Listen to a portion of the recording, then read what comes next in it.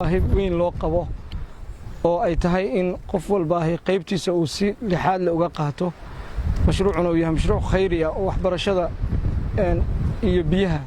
waa waxyaalaha ugu muhiimsan oo bini'aadanku ay baahida ugu badan u qabaan marka waxaan rabaa inaan fariinteedu ay noqoto dardargelinta mashruucan sida uu idin sheegay uu idinku balbalaariyay meeshaan in laga helo nafac biyo waxbarasho deegaan habaysan baan u joognaa iskuna taxallujin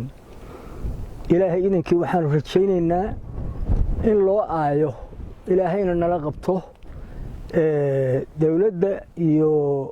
gudoomiyaha iyo barasaabka iyo inta nala joogtaana waa nala joogtaa garab bay noo yihiin intaas baanu meesha u nimi mudana gudoomiye halkan waa meeshii aanu rabnay inaanu ka dhisno ka qodno ceelka aanu rabnay in looga faa'iideeyo dad badan oo deegaanka degmada Godob Jiraan iyo tuulooyinkeeda hoos yimaada sidoo kale waxaan rabnaa school boarding inaanu ka dhisno si dadkii loo horumariyo dadkii ay waxna u bartaan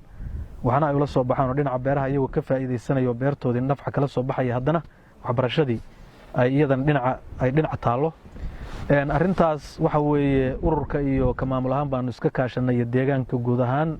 waxa weeye si habsameeyna u socotaa waxa jirtay mudana gudoomiye mashaariic badan oo aad xariga ka soo jartay oo ay kamid tahay suubaan iyo warguduud iyo sidoo kale koobeli mashaariicdaasi ceelkan waxa weeye bayaduna la xiriirtay iyo horumarkeeda maanta inta halkaan aan joogno waxa weeye degmada Godob Jiraan waxaan joognaa bar loo asteeyay ceelbiyood la rabo inuu ka faa'iideeyo deegaanku degmadan Godob Jiraan waa degmo ballaaran oo deegaan aad u ballaaran oo hoos yimaado oo isugu jirta xoolo dhaqato iyo beeraley iyo bad iyo wax kasta oo dhul leeyahay wale oo khayraad fara badan leh sidaa darteed waxa laga maarmaan ah inay hesho biyo ay dadka iyo xoolo ku noolaadaan beeraha looga faa'iideysto aad baan waxaan uga mahad celinayaa dadkii soo hindisay ceelbiyoodkan waa aad baan uga mahad celinayaa ilaahay waa mahad leh iyo intii ka qayb qaadatay intii sabaabushay iyo sidoo kale isgoolka boodhanka ah oo rabo labadaba in ay ummadda deegaanka ka faa'iideysto waxaan rabaa inaan ku dhiirigeliyo inay ku sii dhiiradaan oo ay ka miro dhaliyaan insha Allah sidoo kale waxaan iyagana u dhiirigelinayaa mar labaad dadka deegaanku inay isbarbar taagaan ururada samafalka oo arinta hor socdo soo abaabulay taliyaha qaybta gudoomiyaha degmada gudoomiyaha ururka Same nabadoonnada cuqaasha ragarboodka dhalinyarada baada saxaafadda dhammaantiin waxaan ku salaamayaa salaanta islaamka assalaamu calaykum waraxmatullaahi wabarakaatuh maanta waxaa ilaahay mahadiisa ururka Same Foundation oo isagu aan ahayn urur maanta waxqabadkiisu ay noogu horeyso ee ah urur miro dhalay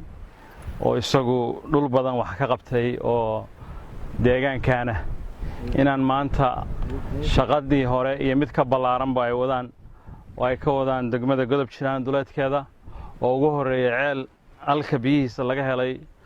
oo isagu halka laga bilaabayo sida ugu dhaqsiyaha badan iyo iskuul boodina oo halka laga dhisayo inaanu maanta ka qayb qaadanay baa ilaahay mahadiisa Same Foundation waa bogaadinayaa dadka degmadan waa bogaadinayaa gudoomiyaha waa bogaadinaynaa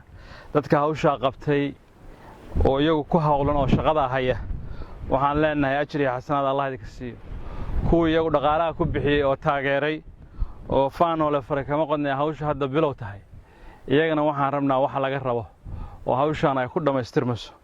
inay dadaal dheer ka muujiyaan oo dadaalaan oo waxay bixin jireen laba jibaaraan oo uga faa'iideeyaan dadka waxyaabahan masiiriga ah oo khayraadka ah oo ay ka mid yihiin ceelka iyo iskuulkuba